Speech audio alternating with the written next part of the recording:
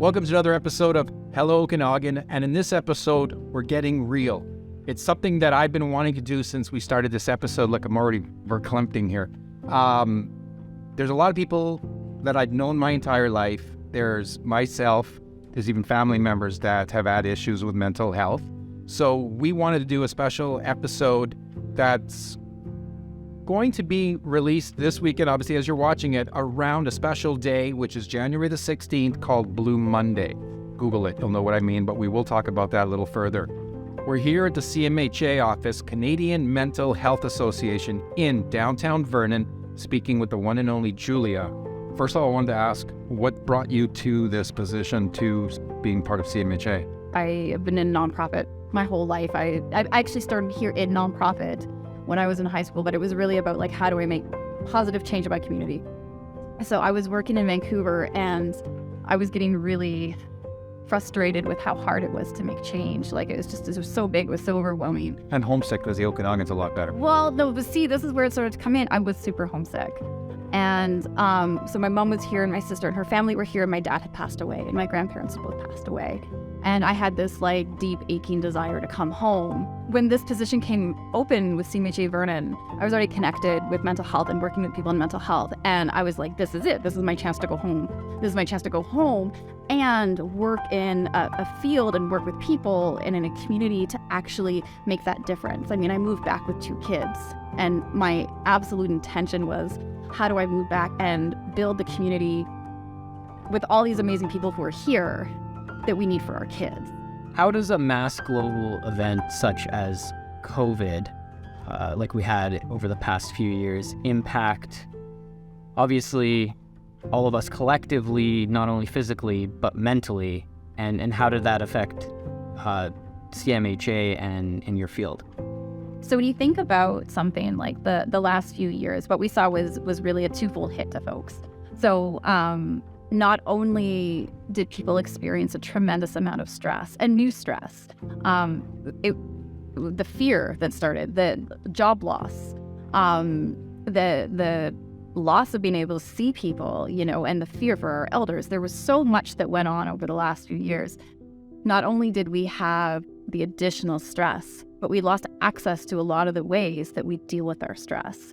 And I think for a lot of us, that's when we really started to understand how much we do manage our own mental health, how these things that we do in our life keep us healthy and we didn't know it until all of a sudden we couldn't do it. There's a lot of different categories, I guess, is the best way to say it. There could be someone in your family that's died. There could be a job that you've lost. There's a lot of different things. I didn't know this growing up. I have major OCD. I have ADHD. I have every acronym you can think about. I have a lot of stress in my life. I've always had it. Always thought I could manage it. But then I got to the point where I realized I was managing it here. But in here, it was a different world. Yeah. But yeah, I wanted our viewers to, maybe if you can knock out some of, the causes of mental health and because people might not think they need any assistance. But like you said, you didn't think it either. So what are some of the categories, do we call them, or, causes, I guess? There's a lot of different things that can cause a mental health issue for you. I mean, you could have a genetic predisposition to it. So it could be just, something that maybe your brain's a bit used to. You could have an acute event occur. So there could be a trauma, there could be a loss, there could be something that happens that triggers a mental health issue for you. Or it could be kind of ongoing systemic issues in your life. It could be, discrimination that a lot of people face that's had a demonstrated impact on people's health and mental health. So, genetics, acute issues, sudden events, or long-standing situations. All of these things could be what lead to a lot of different mental health conditions, anxiety, depression, and further things. So the causes are there's a lot of different things. We're now here with Ranveer Nahal from Sunterra Custom Homes. Thank you for joining us, Ranveer. So I just wanted to start off by asking you how your and a journey with mental health started and some of the things that you've potentially dealt with. I know you're a very, very busy guy with lots of things on the go and new family as well. So I can imagine that takes a toll at some level. I would say my journey with mental illness has been one of self-awareness and healing. It was a process, I think, that kind of started when I had a certain level of rock bottom in my life, where I knew that, hey, it was time to make some changes. At that time, there wasn't necessarily a huge support system around me, but more of a sort of a level of awareness that I was acting against my value systems, and I'd kind of reached a certain point in my life. So it's been one of deep healing, deep diving, a lot of conversations. I'm blessed now that I've got a really good group of people around me that have been instrumental in having the conversations that need to be had. I'd like to ask some of the large events that have happened in your life that has brought you down a different path. Are you okay to tell our viewers what has happened in your life where you can express it? Because I know a lot of people have probably gone through it. I know I have, because I know your family. Are you okay with mentioning this to our audience? In terms of mental illness and my journey and how it relates to my family, and I would even go as far as saying culture, I think that it's been one of a lot of self-discovery. Mental illness isn't something we openly talk about in my culture, certainly not in our family. So I think that it was sort of something that I generally started the work on myself, and as I became more and more comfortable with the thought processes, the excavation of my own childhood and all those things that you generally do, I was able to openly have more conversation with my sister, my father. It's been a very difficult road for us these last few years. My father, who was instrumental in setting up my business, passed away from cancer in 2020. 2 weeks after that, my daughter was born. And about a week after that, I lost one of my best friends. So that was 2020. And as you guys know, my sister, Counselor Nahal, passed away in 2021. So that was probably the heaviest 2 years that we've been through. And it's really allowed me to feel extremely blessed in my journey that I was where I was at with my mental health, during these 2 years. Because leading up to it, I wasn't in a good place. So just seeing the benefits of being able to work through quite possibly the hardest things that I've had to go through, with knowing that mental health was at the forefront of it for myself, was instrumental. And just knowing the value that it brought to me as an individual, I could see the value it would bring to a lot of other people. As your life has progressed and as your relationship with your mental health has progressed too, you had to put on way more hats. So you're not just a business owner or an employer or a manager now, you're also a father and a husband. And that can take a big toll on a lot of people, wearing all those hats at different times. How do you balance it, and what processes do you go through to not only support yourself, but support the people in your life when you're having to balance all of those things? So for myself, I've had to develop a daily routine that is extremely religious to me. It's very fundamental to the success of my day. I get up very early. I do a meditation process through hot water, which is something that I relate to my childhood a lot. So I'm able to really prepare for my day by getting up super early. I'm a 4:30 in the morning type guy. I find a lot of peace in the darkness as the sun comes up slowly. So those things are all very, very important to me. Even if I travel, I stay very tight to my routine of meditation. And essentially for myself, I've just come to that realization that, if I could be the best version of myself, then I could turn around and support my child, my wife, my business, and all the people that work within it. So I would say just like a radical acceptance of responsibility, which starts with understanding, meditating, and going through those processes. So, my wife and I will often have that conversation where she'll know if I have meditated. She'll know, right? Because I'm off balance. So for me, mental health is first and foremost, and knowing that if I'm going to be a support for anybody around me, I have to be stable. We're now here at a wonderful downtown business in Vernon called the Rune Collection. We're here with one of the owners, Allison, who has agreed to not only shut down the business, thank you very much, but to be open with us and to share her story. And again, everyone that's watching this, doesn't matter how old you are, everybody bleeds red. Everybody hurts the same way. There's no suit of armor that you can put on that's going to help you unless you take it off and you're open. And this is what we're trying to do here. So Allison, thank you so much for being a part of this. We're talking to so many wonderful people, predominant people. and you're a very successful business owner. And I wanted to talk to you first, if we can just go back to where some of, is it anxiety, depression, first of all? What have you been struggling with? So I would say I've struggled with both of those things. In recent years, I think most of my life I've been very positive and kind of a, mover and shaker and optimist and all that. And in the last few years, I just really started feeling like, I don't think I'm coping. So this is more of an adult thing. It wasn't like when you were 8 or 9 or 12 or what did you seek assistance? What did the doctors tell you, or what did you find out helped you? Well, so for a few years, I was actually talking to my doctor saying, I'm feeling bleak. I'm feeling really anxious, and I would just try and call on my own personal resilience to deal with it. And then the summer of the fires, the really bad fires. Oh, yeah. So the fires freaked me out. My marriage was going through a turbulent time, and my friend said to me, you know what, it's okay. It's okay to say you've reached a point where you can't cope anymore and where you need some help. So I did. So I went to my doctor and said, I think I'm there. Yeah. My chemical resilience is at its limit, so I need some help. Thank you so much for this. And something I wanted to tell our viewers, when we were talking to the Canadian Mental Health Association, they were mentioning their crisis line. I just want to take away the stigma, the word crisis. You don't have to be close to suicide to call these people. It should be called I'm here for you line. We were talking about that off camera. There are people that just want to talk to you. It doesn't matter what you're going through in your life. Don't associate crisis with a certain level of needing help. They are there for anyone and everyone, so please reach out.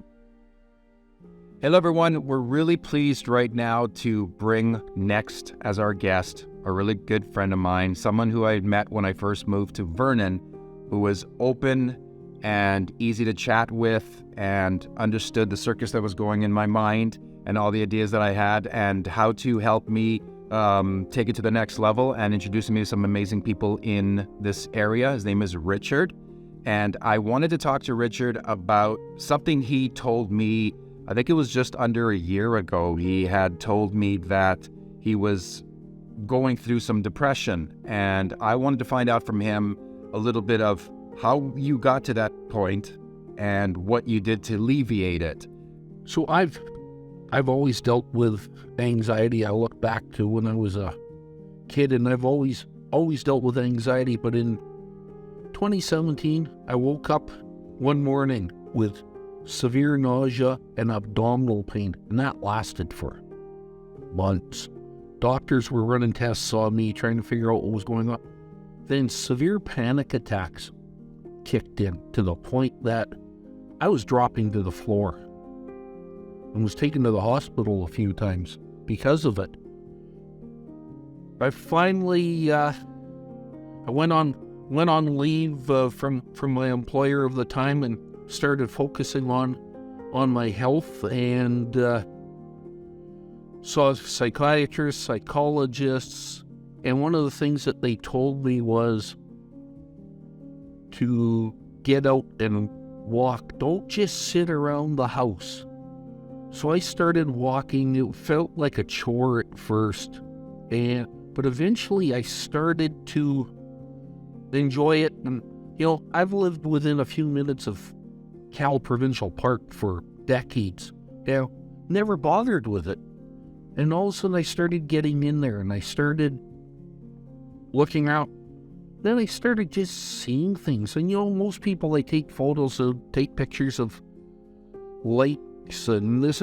I started looking at moss on rocks and old fence posts and things like that, and started pulling out my phone and just started taking photos. And it's become a bit of a release for me. That how has that alleviated any of your issues?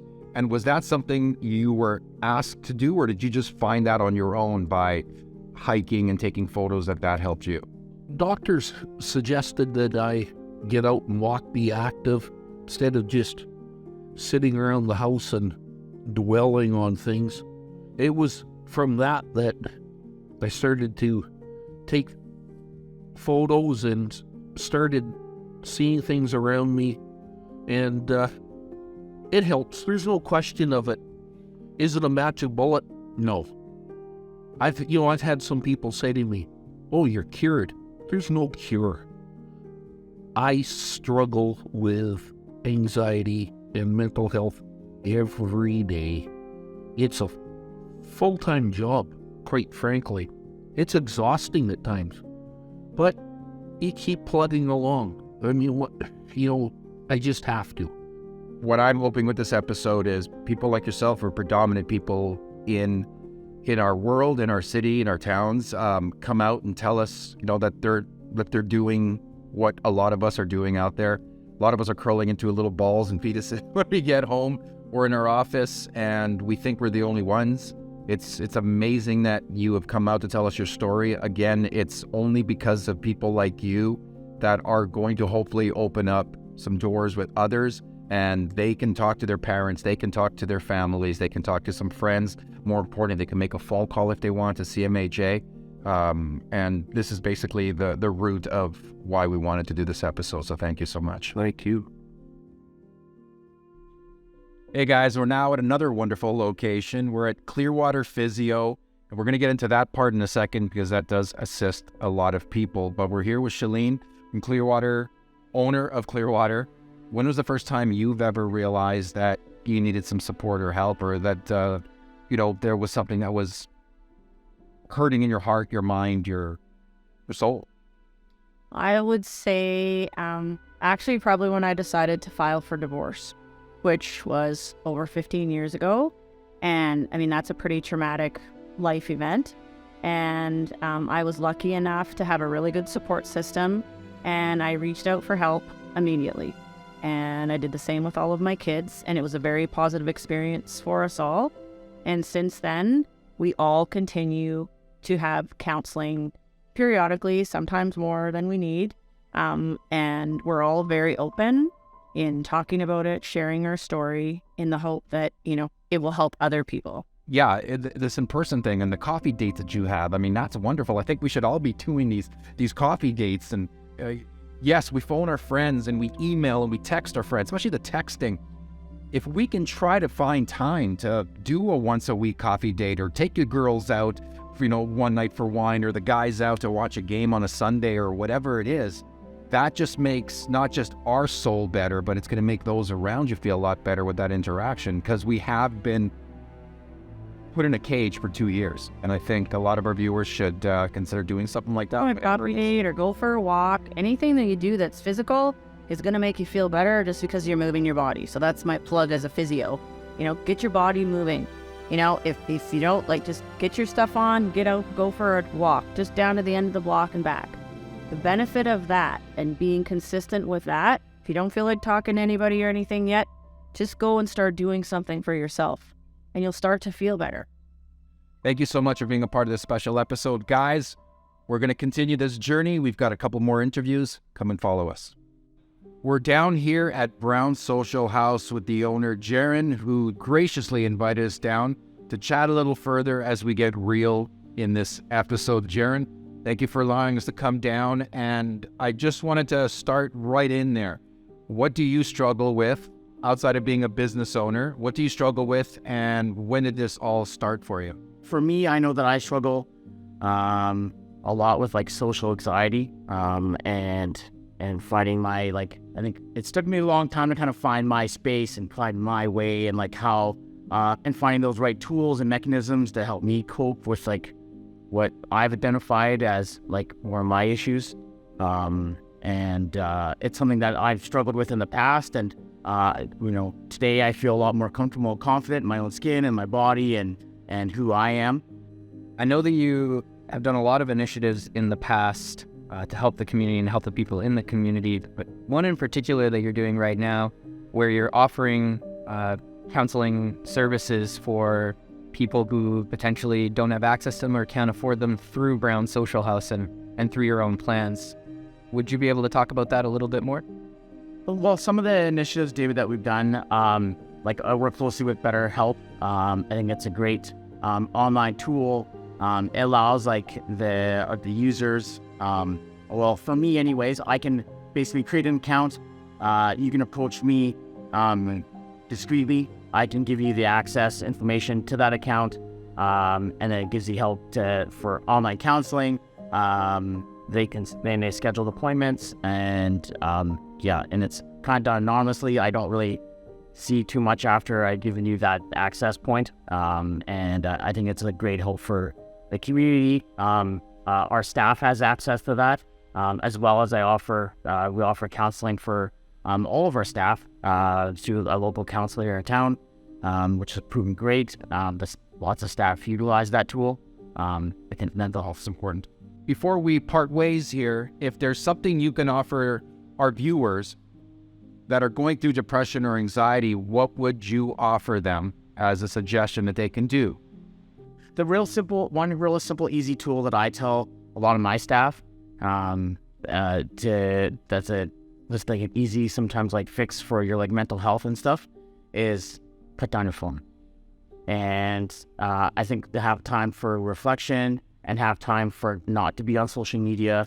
Working with young people today, I feel like I spend a lot of time talking to my staff, and I feel a lot of like the anxiety and stuff for young people is really driven by social media and how they access everything on their phones and how they communicate and how they're judged. Yeah, and I really think it's like you have to have time for yourself. You have to give space for yourself, and you can't do that when you're on your phone. I want to thank you for coming on the show today, Jaron, and sharing some of your stories and things that have helped you, as well as for all of the work that you do in this community, the valuable work and the things that you continue to do. So thank you so much.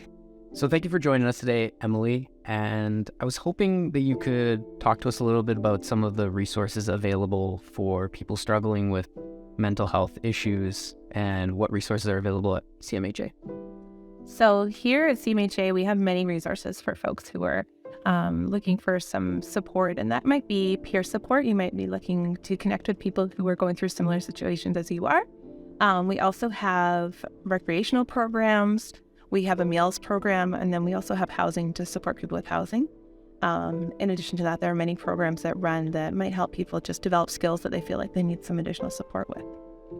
And regarding the crisis lines, what different phone lines are there available, and would you want to access which ones? So one of the major resources that we have through CMHA is the crisis lines, and that we answer a variety of different lines. They are designed for different reasons. We have suicide prevention lines, we have lines specifically for mental health support, and then we have generalized crisis, which is the Interior Crisis Line Network. But folks call for many different reasons, and no one's going to be turned away. If they find the courage or the need to reach out, they're going to be supported by calling those lines. When we spoke off camera, you were telling me about some of the phone calls that you got in without giving me any names or anything. But you did mention that some people will offer their name and will let you know who they are, which is awesome. And actually, we have some people that are on this episode that have told us that they actually call the crisis line, which is amazing. So I want to thank you from all our viewers and everyone else that's around and's been talking about mental health issues and assistance, everything. From the bottom of my heart, like, all you guys are just angels. But if someone's watching this program that lives in the Okanagan, where can they reach you guys? And if they don't live in the Okanagan, if you happen to watch us on YouTube, if it's on television, where can they go get more information to speak to somebody? So if people are interested in reaching out to the crisis lines, there's a few different ways that they can do that. They can go through the CMHA Vernon website, that's just cmhavernon.ca, and look up the crisis line. But additional to that, on the CMHA Vernon website, we do have resources for crisis lines in other areas. So that's a really easy place to go. To access the Interior Crisis Line, they can also go to interiorcrisisline.com. But if you're from outside of this area, there are crisis lines worldwide. It's a quick search. I think they do a great job of always kind of publicizing the phone numbers. And they can be for specific reasons. We do have Indigenous specific lines. We have lines for specific languages. We have lines for people who may have experienced abuse. For children, obviously, there are lines. So really just a quick Google search in your area and something will come up. The other great thing about Crisis Line is if you're not quite sure what number you should be calling, just call any line and they will redirect you. They will help you find that number. We have an extensive database with numbers that might be specific to your region and what you need. Thank you so much. Thank you for being real with us. Our viewers now know a lot more how they can help themselves, but not only that, how the helpers are getting help, because we all need a little assistance. You guys are definitely the ones who wear the cape. What you guys see on TV and in movies, they're actors. These are the real heroes. Please follow the comments down below. You'll see some information on some links to the website and a phone number that you guys can call. Thank you for watching. We love you.